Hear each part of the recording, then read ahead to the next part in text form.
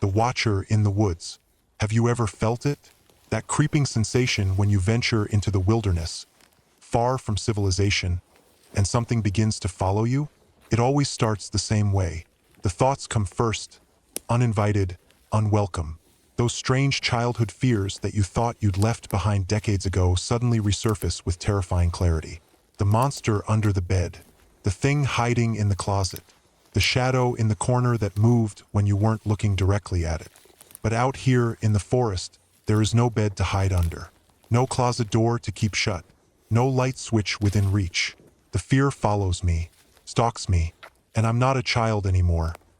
I've seen things in this life that should have hardened me, should have made me immune to such primitive terrors.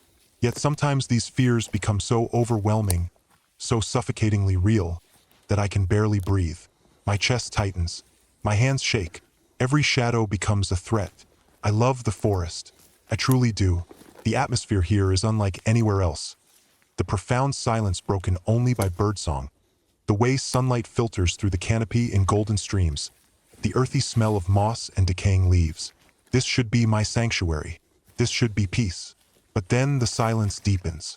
It becomes too quiet, unnaturally quiet, the kind of silence that presses against your eardrums like water pressure, the kind that screams danger to some ancient part of your brain that still remembers when humans were prey. That's when I know something is nearby. The paranoia sets in like poison spreading through my veins. I start glancing around, quick, jerky movements that I can't control. Is anyone there? Anything? I scan the trees, the undergrowth, the spaces between the shadows. My rational mind tells me it's all in my head, that I'm working myself up over nothing. But my body doesn't listen. My body knows better. I come here to collect mushrooms. It's a simple pleasure, a peaceful hobby. Or it should be. But I can't stop turning around. The camera I carry, you watching this footage, it only shows what's in front of me. You see a narrow window into this world. But my head swivels constantly, my eyes darting to every sound, every movement at the periphery of my vision. I turn around, again and again, because I swear something is there, just beyond the edge of my sight, hiding behind that tree, the one slightly farther away. Something darting between the shadows, too quick to focus on. Did you hear that? No, of course you didn't. The camera doesn't capture the small sounds. The snap of a twig that comes from the wrong direction, the rustle of leaves when there's no wind, the sensation of breath on the back of your neck when you absolutely know you're alone. Except you're not alone. Not really. I should leave. Every instinct screams at me to run, to get back to my car, to return to civilization where monsters don't exist and shadows are just absence of light. But I don't leave. I never do. Maybe I like the fear. Maybe I'm addicted to the adrenaline that floods my system when I sense something watching me. The emotion is so intense, so vivid, that it makes me feel more alive than anything else in my carefully controlled, mundane life. Perhaps I'm an adrenaline junkie, seeking my fix in the most primal way possible, by making myself prey. I can't fully explain it. The terror is real, visceral, overwhelming. But I keep walking. I keep searching for mushrooms. And when I find them, the mood lifts instantly. The fear evaporates like morning mist.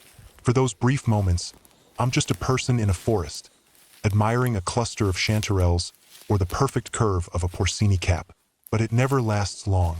When the basket stays empty, when minutes stretch by without a find, the fears catch up with me again. They always do. They're patient, these fears. They know I can't escape them forever. The last time was different, though. I need to tell you about the last time. It was 3 weeks ago, late October, when the forest takes on that peculiar quality of dying beauty.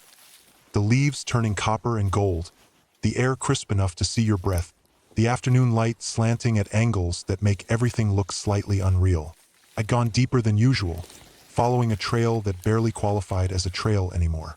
The mushroom season was ending, and I was desperate for one last good harvest before winter set in. The forest floor was carpeted with leaves, making every step a whispered crunch that seemed to echo far too loudly. That's when the silence came. Not gradually, but all at once.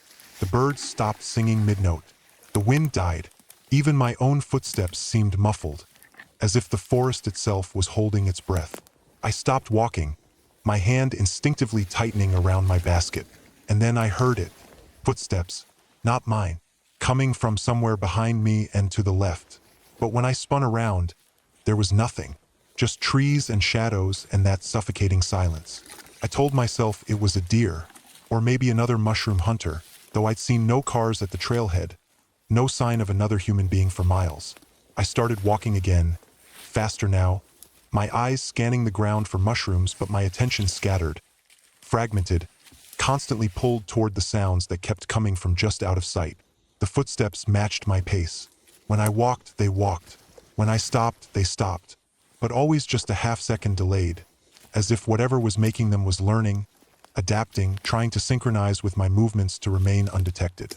My heart was hammering now. This wasn't paranoia. This wasn't childhood fears bubbling up. This was real. Something was following me. Something that didn't want to be seen. I did what any rational person would do. I started talking to myself loud enough to be heard. "Just a deer," I said, my voice shaking despite my efforts to control it. "Probably just a deer. Or a dog. Someone's dog got loose. That's all." But I didn't believe it. And whatever was out there, I think it knew I didn't believe it. I found a cluster of honey mushrooms growing on a fallen log. A good find, the kind that should have made me stop and carefully harvest them. Instead, I barely glanced at them. The urge to keep moving was overwhelming. I needed to get back to the trail, back to my car, back to safety. The footsteps grew closer. I could hear branches breaking now, the sound of something large moving through the underbrush. It was keeping pace with me, maybe 50 feet away, staying parallel to my path. I couldn't see it through the trees, but I could track its progress by the sounds alone. Then it started circling. I realized it when the sounds started coming from my right, then from ahead of me, then from behind again. Whatever this thing was, it was moving around me in a wide arc, cutting off my retreat, herding me deeper into the forest. Away from the trail, away from help. My walk became a jog, then a run. The basket bounced against my hip, mushrooms spilling out, but I didn't care. Branches whipped at my face. I stumbled over roots, caught myself, kept moving. Behind me, the sounds grew louder, more aggressive, no longer trying to hide. Whatever was chasing me had abandoned stealth. And then I saw it, just for a second, just a glimpse between the trees. Tall, too tall to be a person. Moving wrong, the gait was off, the proportions weren't right. It was there, and then it wasn't, vanishing back into the shadows before my mind could fully process what my eyes had seen. I don't remember much after that. I know I kept running. I know I eventually found the trail, though I have no memory of how.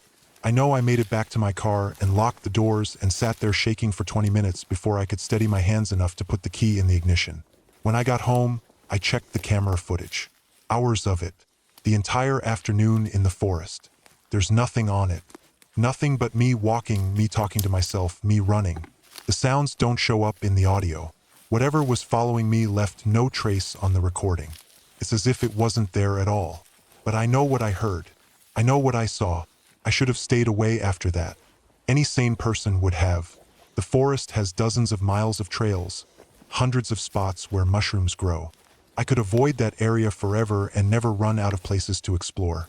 But I went back. Last week. Same trail. Same spot where the silence had fallen that day in October. I told myself I needed closure. I needed to prove to myself that it was nothing, that I'd let my imagination run wild, that the fear had made me see things that weren't there. But deep down, I think I knew the truth. I was going back because something was calling me. Something wanted me to return. The forest was different this time. The leaves were mostly gone, making it easier to see between the trees. The air was colder, sharper. The light had that pale quality of late autumn.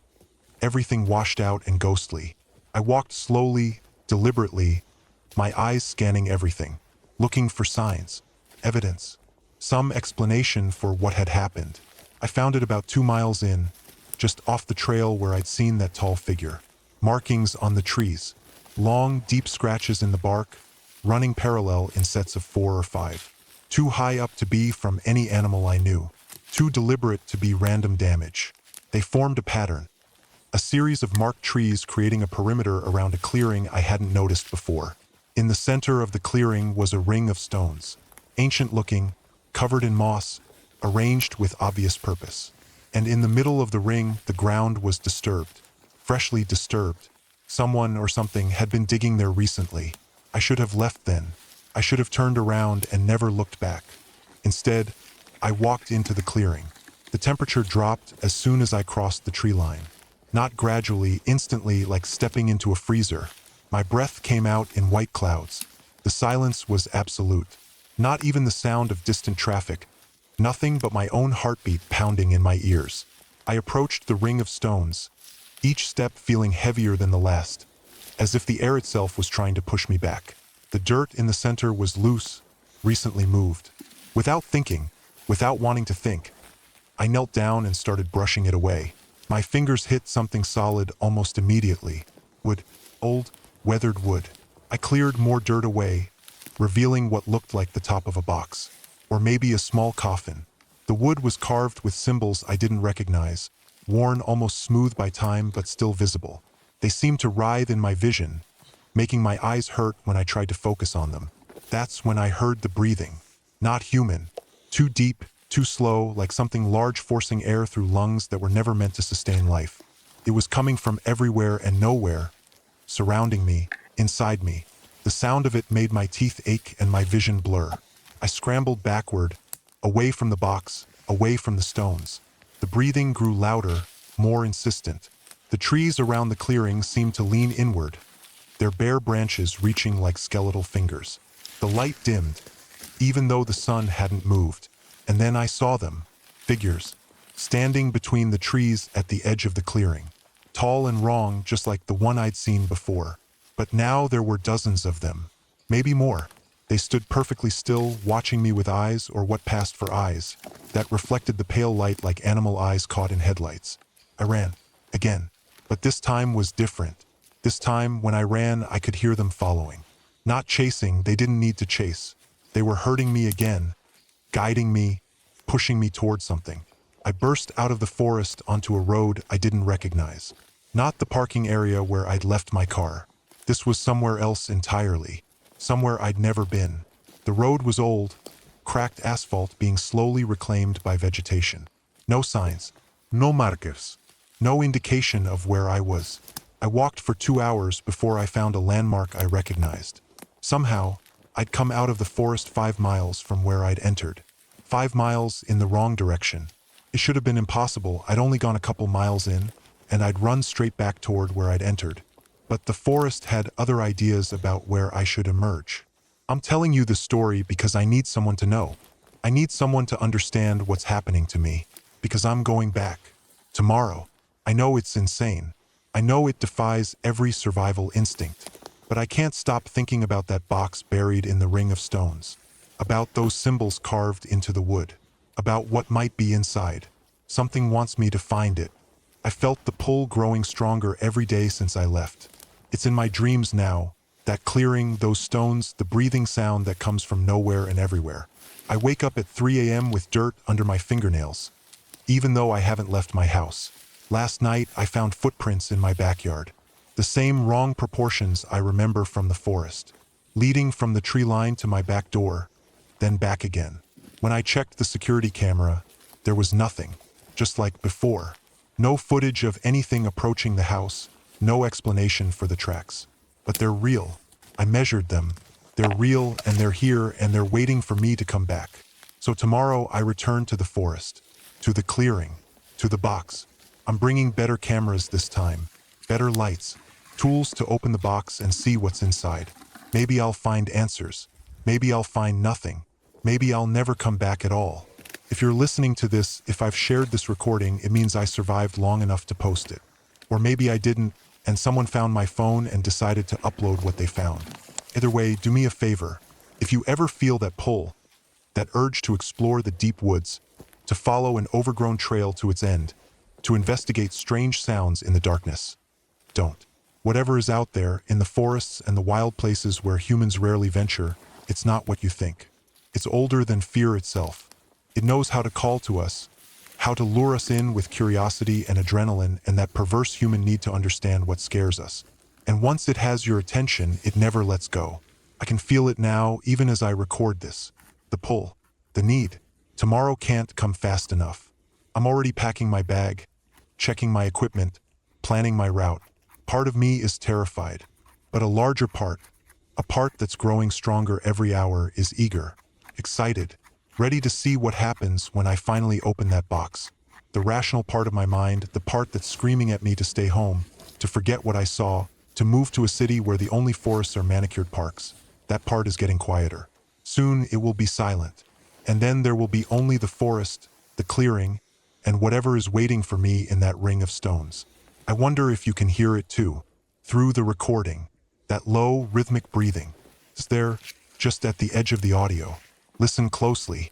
Turn up the volume. Can you hear it? It's calling, not just to me, to all of us. See you in the woods.